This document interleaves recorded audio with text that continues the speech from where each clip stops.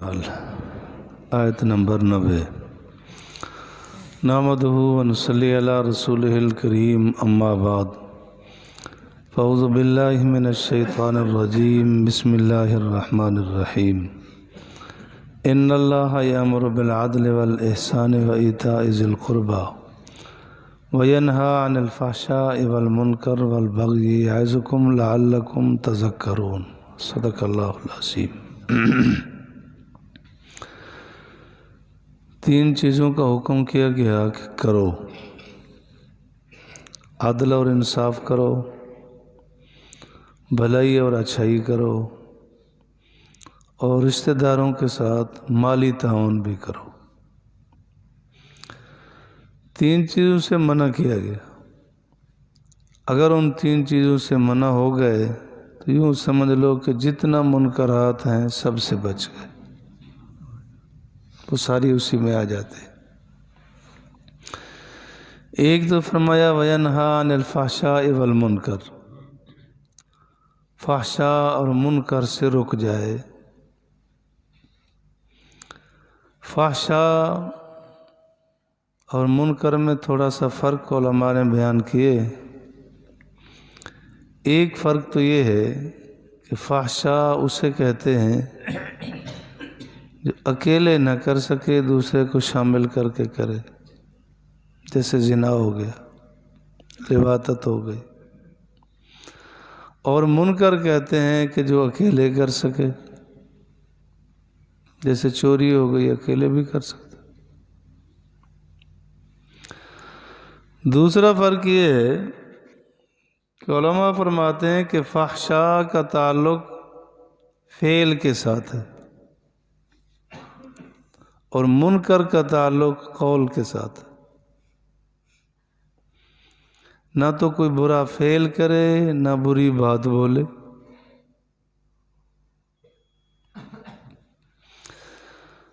ایک فرق علماء یہ بھی بیان کرتے ہیں کہ فحشاء کہتے ہیں کھلم کھلا گناہ کرنا، منکر کہتے ہیں چھپ کے گناہ کرنا۔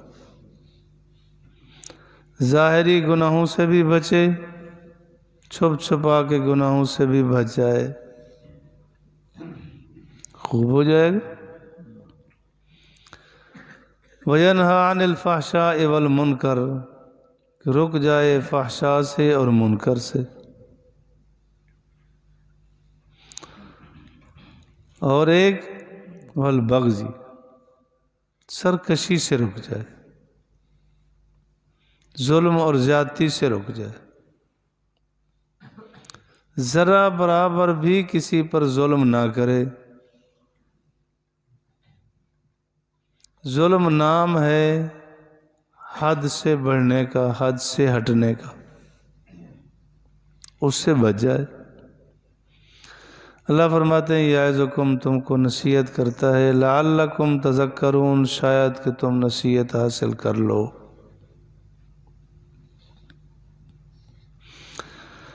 بارہا عرض کیا جاتا ہے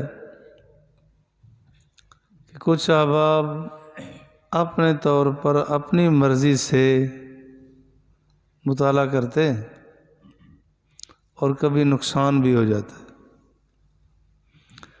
قرآن پاک میں جو قصص اور واقعات ہیں وہ تو کوئی پڑھ لے، وہ آیات جن کا احکامات سے تعلق ہے، قانون سے تعلق ہے، وہ ہر آدمی نہیں سمجھ سکتا۔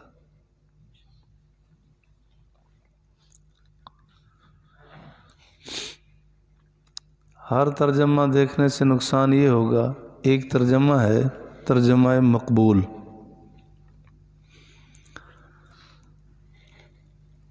استغفر اللہ العظیم، وَيَنْهَى عَنِ الْفَحْشَاءِ، اس نے کہا فحشاء سے مراد ابو بکر ہے، منکر سے مراد عمر ہے، بغض سے مراد عثمان ہے۔ اب جو آدمی یہ ترجمہ پڑھے گا سیدھا جہنم میں جائے گا، کیا بچے گا اس کا؟ چھپا ہوا ہے ترجمہ مقبول کے نام سے، انہوں نے ان سے مراد یہ لی۔ اب پڑھنے والا پڑھے گا، آخر ایمان دے بیٹھے گا، باقی کیا بچایا اسے؟ تو ہر ترجمہ پڑھنا آسان نہیں ہے، نقصان ہو جاتا ہے، اور خالی ترجمہ پڑھنے سے بھی نقصان ہوتا ہے، مراد واضح نہیں ہوتی، مشکل پیش آتی ہے۔ اس وجہ سے پڑھے، بہتر ہے کہ علماء کے پاس پڑھے۔ حضرت شاہ اشرف علی صاحب تھانوی رحمۃ اللہ علیہ تو فرماتے ہیں کہ اردو کی کتاب بھی از خود نہ پڑھے، کسی عالم سے پڑھے،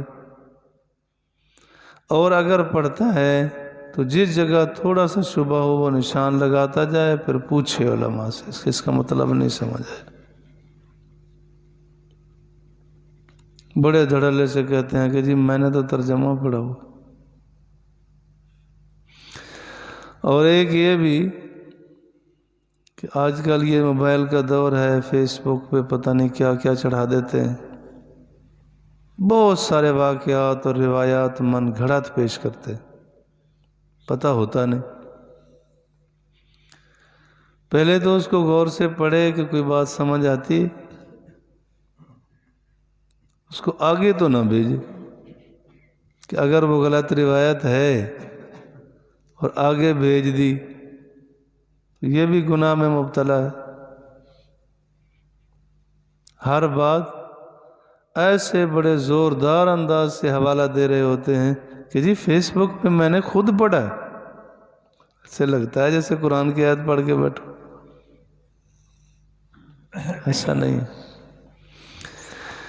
یہی وجہ ہے کہ کہا جاتا ہے کہ بازار میں مصنف بکتا ہے، مصنف نہیں بکتی۔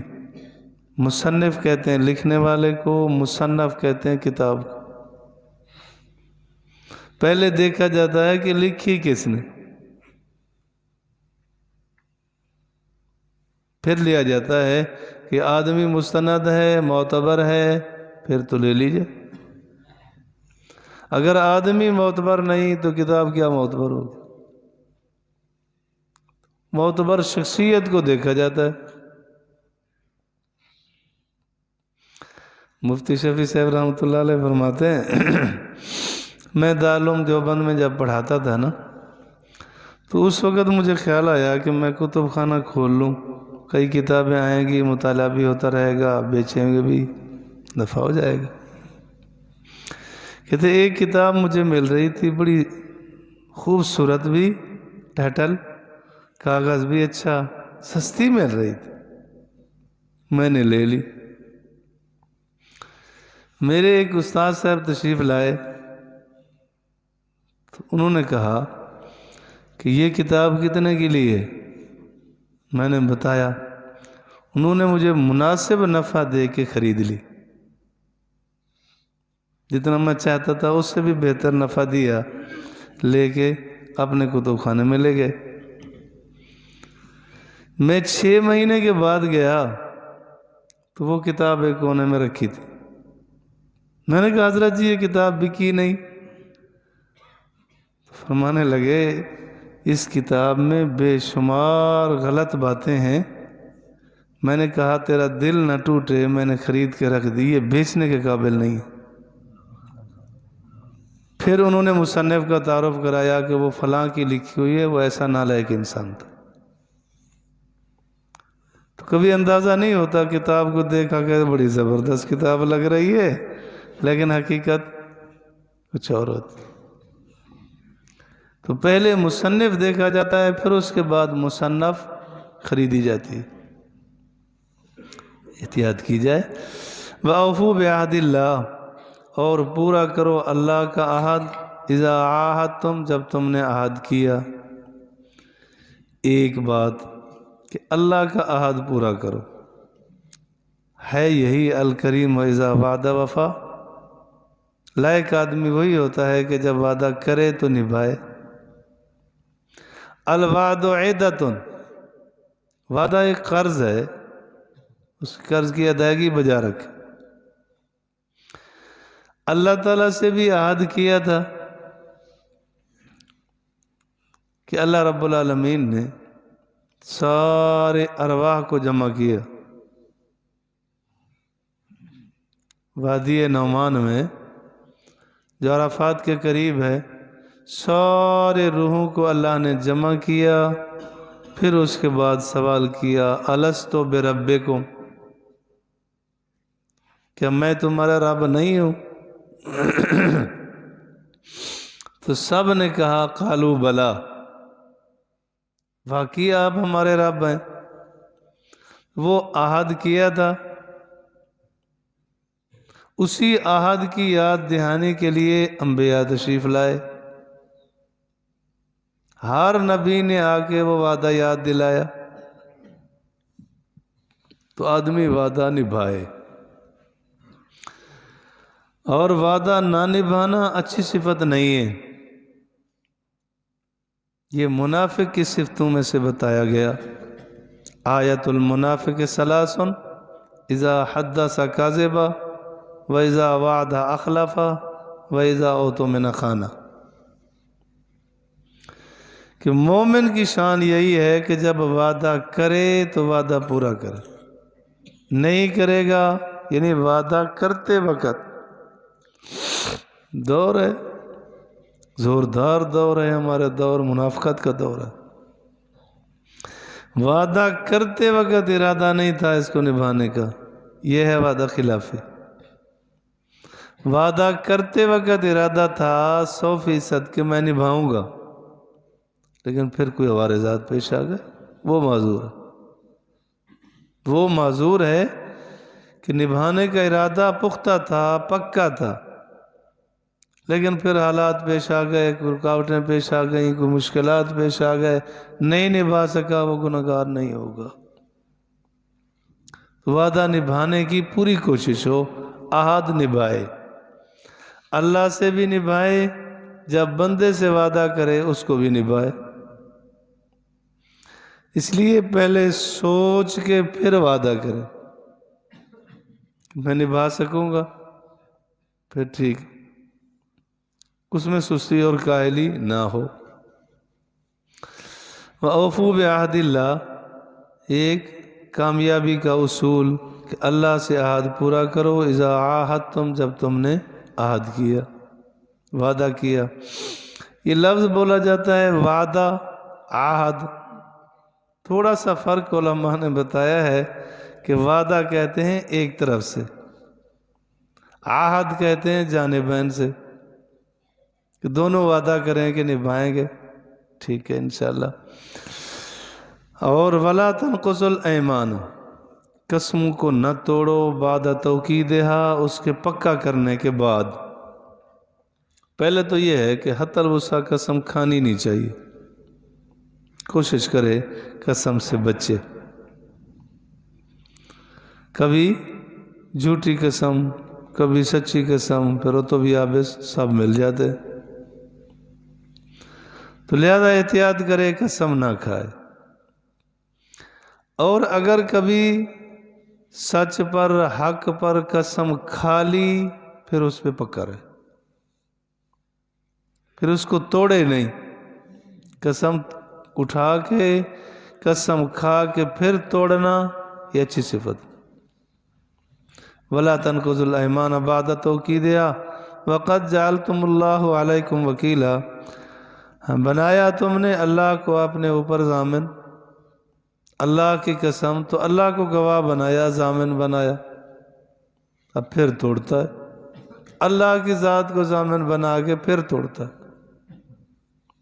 قسم کھا لی پکا رہے، جھوٹی قسم ہے اس کو تو توڑ دے، مثلا قسم کھائی اللہ کی قسم میں بیوی سے نہیں بولوں گا، توڑ دے، کفارہ ادا کر، اللہ کی قسم میں فلاں سے بات نہیں کروں گا، قسم توڑ دے، ناجائز قسم کھائی اس کو توڑ دے، کفارہ ادا کرے، اللہ کی قسم میں کھانا نہیں کھاؤں گا، توڑ دے، مر جائے گا، حرام موت مرے گا، قسم توڑ دے، کھانا کھا لے۔ یہ بھوک ہڑتال بھی نہیں ہے شریعت میں، بھوک ہڑتال کریں گے، اس شریعت میں نہیں ہے۔ اتنا ہے کہ ابھی اگر دھمکی دی اور کل توڑ دیا کہ بس پھر تو ٹھیک ہے، اس کا مسئلہ نہیں۔ لیکن ویسے بھوک کہ میں بھوکا مر جاؤں گا، نہیں کھاؤں گا، یہ نہیں۔ اللہ اکبر۔ ان اللہ یعلم ما تفعلون، بے شک اللہ جانتا ہے ما تفعلون، جو کچھ تم کرتے ہو۔ اس پر اللہ تعالیٰ نے ایک مثال دے کے سمجھایا کہ جھوٹی قسم کھاؤ نہیں، سچی قسم جب کھا لی تو توڑو نہیں۔ کہ ایک عورت تھی مکہ میں، اس کا نام تھا ریطہ بن سعد۔ ریطہ تا کے ساتھ ہے ریطہ بن سعد۔ وہ دماغ کی فارغ تھی، پاگل تھی، اس سے لڑ، اس سے لڑ، اس سے لڑ، اس سے لڑ۔ تو اس نے چرخہ دیکھا، اسے کہا گیا کہ ہاں یہ ٹھیک ہے کہ بس یہ سارا دن وہ کاٹتی رہے گی، مصروف رہے گی۔ وہ کہتے ٹھیک ہے۔ وہ سارا دن وہ اون کو کاٹتی، وہ بنا لیتی انڈے سے، پھر اس کے بعد سب کو توڑ پھوڑ کے فارغ کر۔ تو اللہ فرماتے ہیں اس پاگلی عورت کی طرح نہ بنو، ایک کام کیا پھر توڑ دی، ایک کام کیا پھر بیکار کر دی۔ وَلَا تَكُونُوا، نہ ہو وہ مثل اس عورت کے نقضت غزلہا، جس نے توڑ دیا اپنے کاتے ہوئے کو، بعد قوت انکاسا، دھاگا کر دیا، ٹکڑے ٹکڑے کر دی۔ تو گویا جب آدمی قسم جھوٹی کھاتا ہے تو اپنے آپ کو ٹکڑے ٹکڑے کر دیا، کیا بچایا اس؟ تتخذون ایمانکم، بناتے ہو تم اپنے قسموں کو ذریعہ، آپس میں فساد کا ذریعہ بناتے ہو۔ قسم کھا لی کہ ہو جائے گا، اس نے اعتماد کر دیا، پھر کرتا ہی نہیں۔ ایسا نہ ہو۔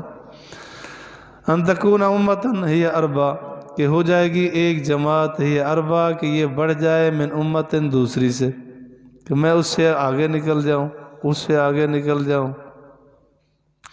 انما یبلوکم اللہ بہ، بے شک اللہ تم کو آزماتا ہے اس کے ذریعے سے، ولا یبینن، کہ بیان کر دے واسطے تمہارے یوم القیامہ، قیامت کے دن، ما کنتم فیہ تختلفون، جس میں تم اختلاف کرتے ہو۔ اللہ مجھے اور آپ کو سمجھ فہم نصیب فرمائے۔ الحمدللہ رب العالمین، والعاقبۃ للمتقین، والصلاۃ والسلام علی رسول محمد۔